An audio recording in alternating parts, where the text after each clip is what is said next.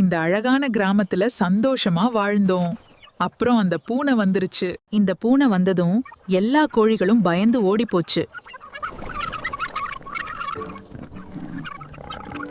இப்படி பூனை தினமும் தொந்தரவு செஞ்சுக்கிட்டு இருந்த ஒரு நாள்ல எதிர்பாராத விதமா ஒரு சோகம் நடந்தது. பூனையோட இந்த மிரட்டலுக்கும் துரத்தலுக்கும் நடுவுல சிக்கி அங்கிருந்த ஒரு சின்ன கோழிக்கு அந்த குஞ்சு அசவில்லாம கிடக்கிறத பார்த்த உடனே மத்த கோழிகள் எல்லாம் ரொம்ப சோகமாகி கத்த ஆரம்பிச்சது. நாம செஞ்ச இந்த விளையாட்டு ஒரு சின்ன உயிரையே பறிச்சிருச்சே அப்படின்னு அந்த பூனைக்கு அப்பதான் தான் செஞ்ச தப்பு புரிஞ்சது. அதுக்குள்ள ஒரு பெரிய குற்ற உணர்ச்சி வந்துடுச்சு. தன்னை மன்னிச்சுக்க சொல்ற மாதிரி பூனை மெதுவா அந்த கோழிகள் பக்கத்துல போச்சு. இனிமே யாருக்கும் எந்த தீங்கும் செய்யக்கூடாதுன்னு மனசார முடிவு பண்ணுச்சு. அன்று இருந்து அந்த பூனை மாறிடுச்சு. இப்போ அது கோழிகளை விரட்டுறது இல்ல, மாறாக கோழிகள் தீவனம் சாப்பிடும்போது அவங்களோட சேர்ந்து அதுவும் அமைதியா சாப்பிடுது. இப்போ அந்த 9 கோழிகளும் இந்த ஒரு பூனையும் ரொம்ப நெருங்கின நண்பர்களா மாறி தினமும் ஒன்னா சந்தோஷமா விளையாடிக்கிட்டு இருக்கு. இந்த கதை உங்களுக்கு பிடிச்சிருந்தா லைக் பண்ணுங்க, உங்க நண்பர்களுக்கு ஷேர் பண்ணுங்க, மறக்காம நம்ம சேனலுக்கு சப்ஸ்கிரைப் பண்ணுங்க.